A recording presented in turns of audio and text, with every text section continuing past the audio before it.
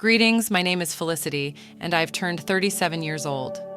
Let me tell you about an intriguing experience and how I quickly got over it, as I'm not one to be fooled. Contrary to many stories I've encountered, surprisingly, I had a good relationship with my mother-in-law until things fell apart. Our bond was smooth, filled with warmth, perfection, and mutual respect. My husband Frank was the love of my life, my partner in crime, and my best friend. From my perspective, everything seemed perfect. This is no delusion or oversight on my part. Sure, we had our fights, as in any normal family, but there were no red flags and everything seemed fine. However, the shocking turn of events that followed left me perplexed. Let me tell you what happened and explain why I decided to take revenge on my husband and mother-in-law. I had planned something special for our family, a vacation originally intended for Frank and me. However, given Tiana, my widowed sister-in-law, and her loneliness, I decided to include her in the trip. I paid for most of the trip, taking care of lodging, meals, and entertainment. Frank and Tiana were only responsible for their own extras. We planned to give them the kind of once-in-a-lifetime vacation in Spain, exploring the busy streets of Barcelona, sampling tapas, and enjoying the Mediterranean sunshine. The thought of creating lasting memories and strengthening our relationship thrilled me. What I didn't realize was that this grand adventure would lead to events that would shake the foundation of trust and destroy the illusion of our perfect family. Going back to that fateful day, filled with hope and the promise of our Spanish dreams coming true, I stood in the living room holding the plane tickets with a smile on my face. Gathering Frank and Tiana, I revealed the surprise. They exchanged perplexed looks, curiosity written all over their faces. Tiana, with her wise eyes, tilted her head slightly. I solemnly handed over the tickets and shared my plans for our Spanish adventure, hoping to see joy and gratitude in their eyes. Frank's face lit up, expressing genuine anticipation. "Felicity, you really are something else," he exclaimed. Anticipation bubbled up inside me, and I was eager to begin our unusual journey. Tiana, on the other hand, smiled more gently as she met my gaze. "Oh, my sweet Felicity, you have truly outdone yourself. This is a gift beyond measure." "I am deeply touched," she said. At that moment, pride and satisfaction stirred in my heart. Their reaction was an affirmation of the love and effort I had put into this surprise. I envisioned this vacation as the glue that would strengthen our bond, create unforgettable memories, and reinforce an already seemingly unbreakable bond.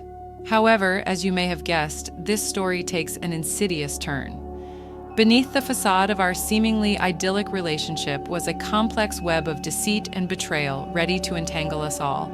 As planned, we boarded the plane, embarking on our 2-week adventure.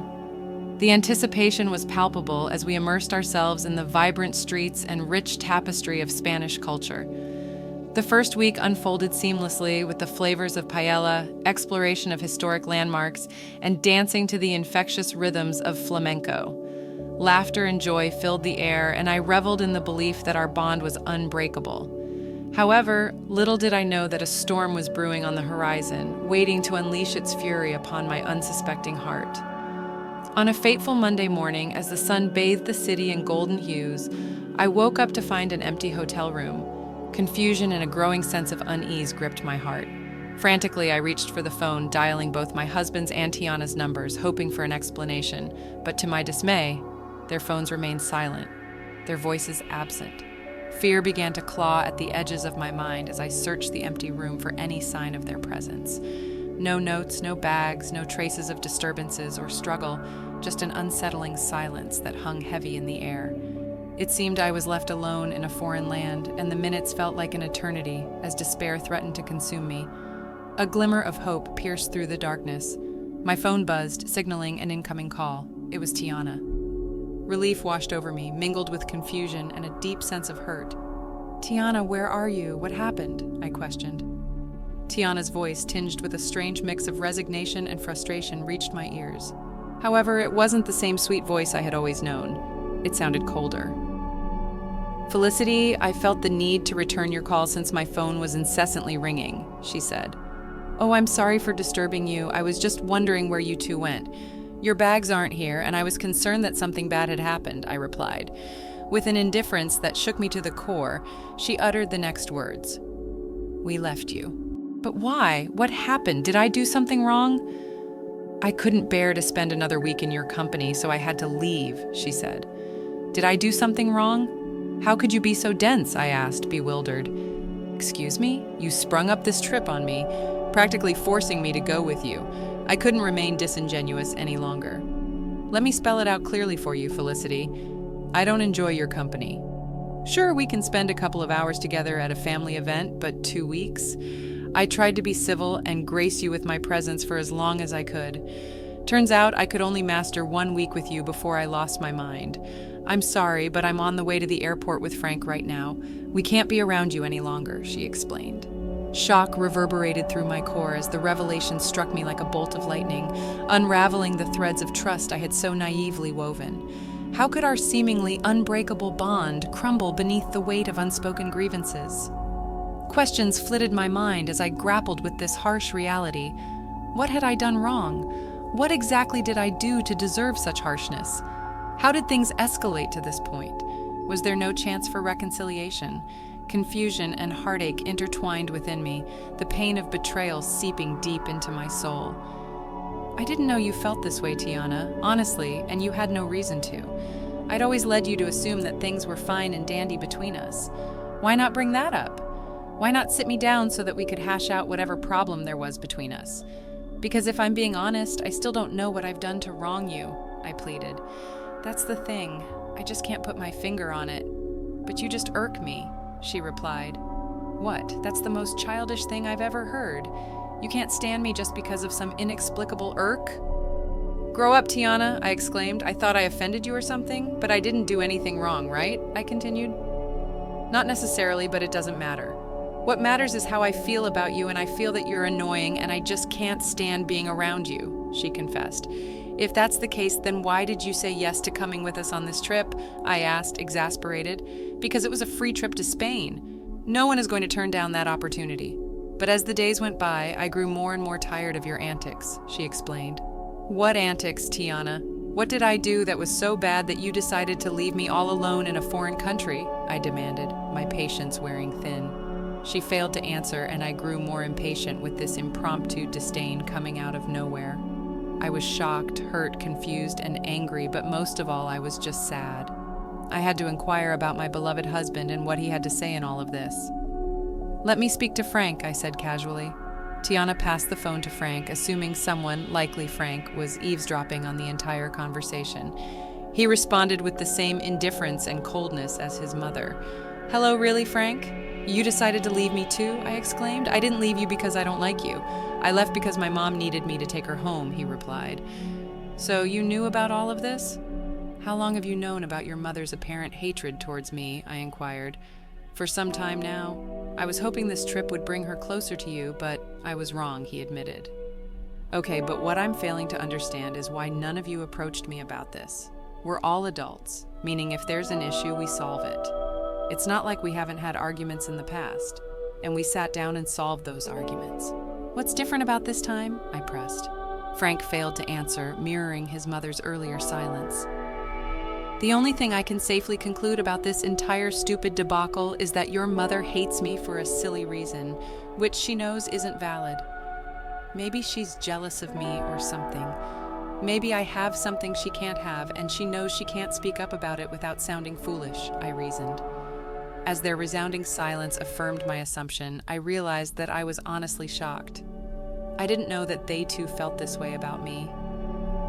I hope you have a safe flight back home, I said before cutting the call. Pacing around the hotel room, still trying to understand the issue, I contemplated whether I deserved this treatment.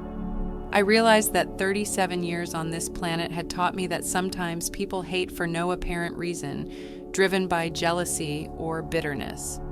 It's not uncommon, but the last people I expected this behavior from were my own family. After sobbing for some time, I had an epiphany, taking me back to the moment when I decided to take control of my destiny and seek vengeance against those who wronged me without cause. It was a pivotal moment that would forever change the course of my life.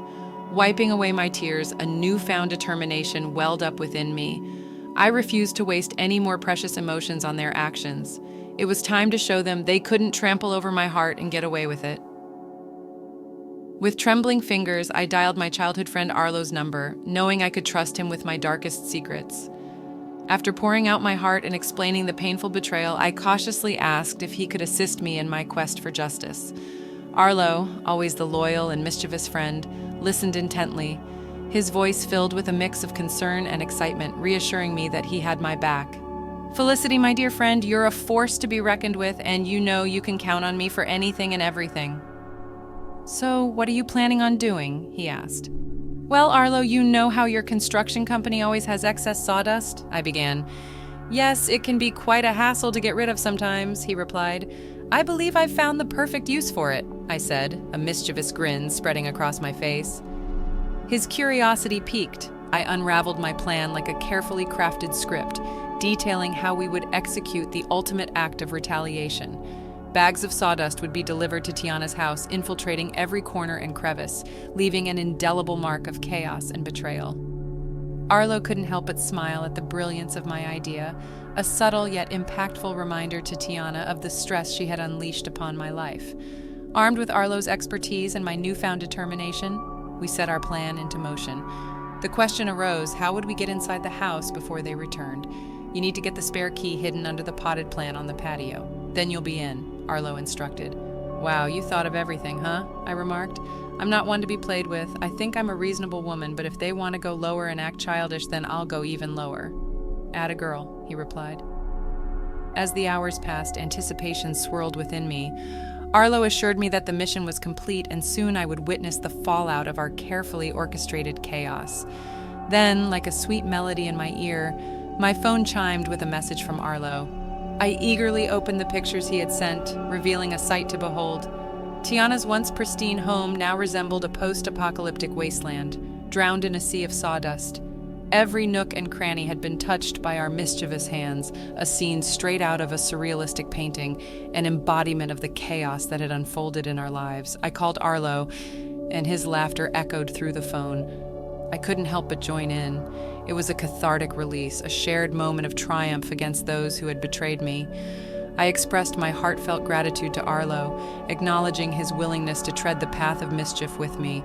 He simply said, "Naughty can be so satisfying, my friend." As the clock ticked away, I could feel the tension building within me. How would Frank and Tiana react when they walked through the doors of their once beloved home? The anticipation was almost unbearable, a heady mix of nerves and vindication. I couldn't help but relish in the thought of their bewildered faces and disarrayed emotions. Hours later, my phone erupted with frantic energy. It was Frank, his voice laced with panic and disbelief as he described the chaotic scene that awaited them, the sawdust-covered house standing as a testament to their betrayal. My heart danced with wicked delight as I listened to his exasperated voice. At that moment, I knew that the message had been received loud and clear. Their actions had consequences, and the chaos they had sown had come back to haunt them. "Felicity, it's just awful. Mom is in hysterics," Frank lamented. "I decided to reveal the part I played in this and said it serves both of you right," I replied. "How could you do this?" "It's foul," Frank exclaimed. "I don't know what you're talking about. Have you considered that this is just your karma?" I retorted.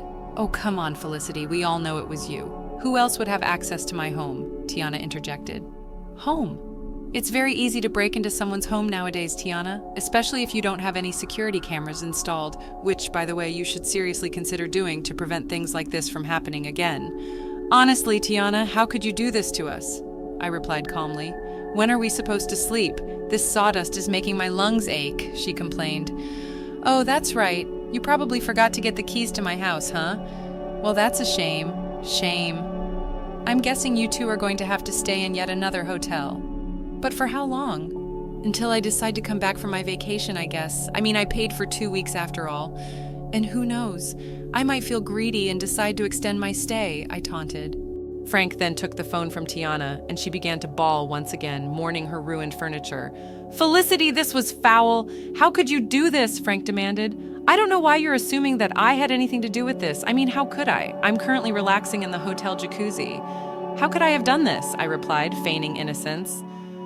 I held back my laughter as the two of them were clearly confused as to what had happened, even though they suspected I had something to do with it, which I obviously did. But they didn't have any solid proof. So I basked in all the glory of knowing that they were frustrated, but had nowhere to direct their anger. As I bid Frank farewell on the phone, a sense of contentment washed over me. I had taken control of my narrative, leaving them to grapple with the consequences of their actions. I know what I did was quite foul and even quite dangerous considering how old Tiana is. I mean, spending even a night in that house could lead to serious health consequences, but I knew that they wouldn't dare to dream of staying there. It was too sabotaged to be habitable. They just had to rely on staying in a hotel for a little bit longer, because I didn't want my money to go to waste. I stayed that extra week in Spain, enjoying the culture as I intended, while my husband and my mother-in-law were undoubtedly worried, trying to find a cleaning company that would take on such a daunting task. I didn't know how long it would take to get the house professionally cleaned, but I knew that in the meantime, my mother-in-law would have to stay with us in my home. And I knew that she would just be irritated the whole time since she apparently couldn't stand my company. This should serve as a reminder to some of you that some people need to learn the hard way. And if it just so happens that you can dish out your own justice, then by all means, go ahead and do it and really give people something to be mad about.